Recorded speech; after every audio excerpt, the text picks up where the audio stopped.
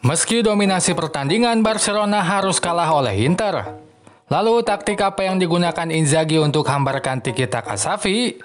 Bila kamu ingin tahu jawabannya, tonton terus video ini. Tak banyak perubahan yang Inzaghi lakukan dalam susunan pemain. Kecuali Brozovic yang cedera, ia masih menurunkan line up yang normalnya ia mainkan.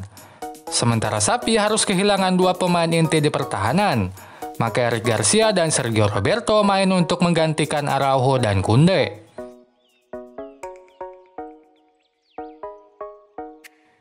Xavi memainkan Barcelona dengan high pressing. Saat bola mulai dikuasai lawan, pemain Barcelona akan berusaha merebutnya sedari awal.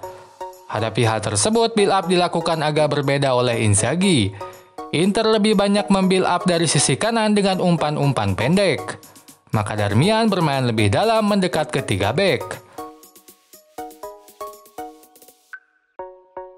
Siasat ini dilakukan Inter untuk melakukan switch play atau memindahkan bola ke sisi lain.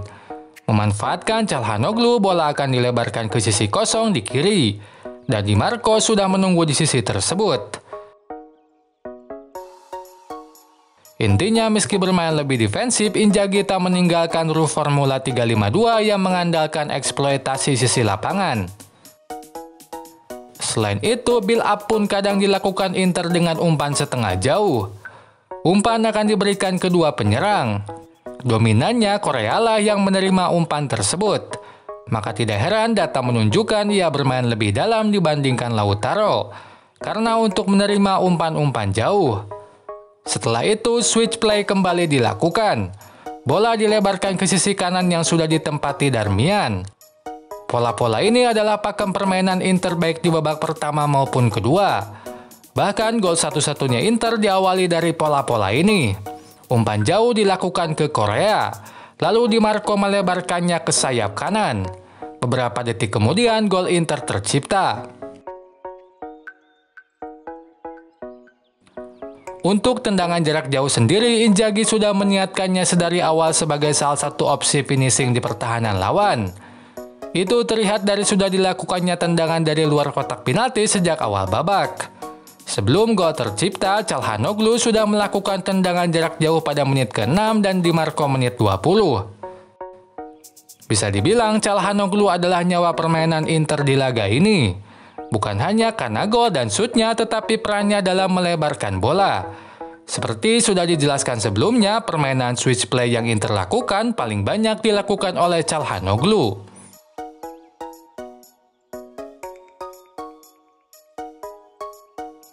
Inzaghi bertahan dengan blok pertahanan dalam, sehingga saat lawan mulai kuasai bola, pemain memilih untuk merapatkan posisi ke tengah.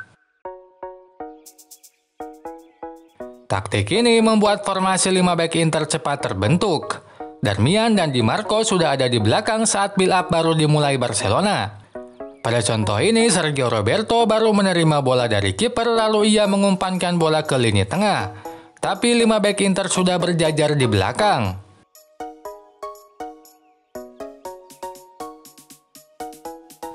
Hadapi 5 back ini, Xavi memainkan Alonso dan Gavi lebih maju.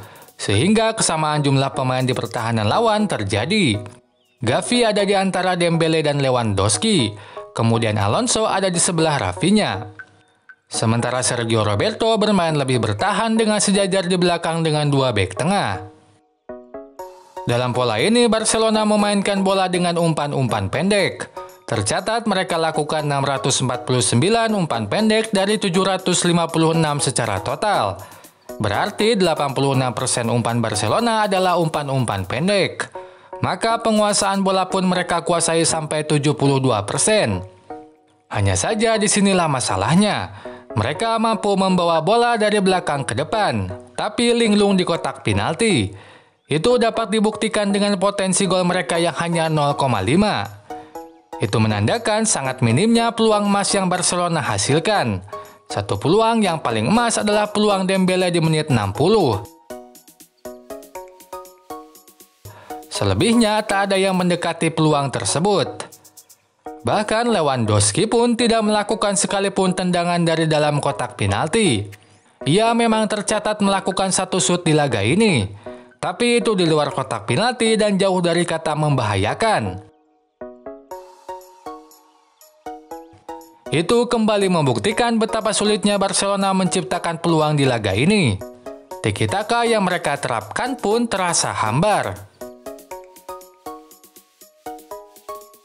Oh ya, sebelum dilanjut, jangan lupa untuk subscribe dan nyalakan loncengnya.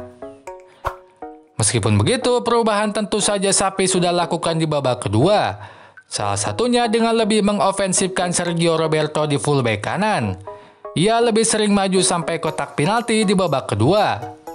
Hanya saja hal tersebut sia-sia karena terbendung kegemilangan pertahanan Inter. Di laga ini, Inter catatkan akurasi tackle sampai 84%, clearance 34 kali dan intercept 14 kali. Sebagai contoh, intercept yang dilakukan Di Marco ini. Fakta tersebut menunjukkan kebuntuan peluang Barcelona disebabkan kegemilangan lini belakang Inter. Oke sobat semua, dapat disimpulkan dominasi Barcelona di laga ini terasa hambar karena gemilangnya pertahanan Inter. Sebaliknya, meski sama-sama minim peluang, tapi Inter mampu mengonversi kesempatan menjadi gol. Itu aja untuk kali ini, sampai jumpa lagi. Goodbye.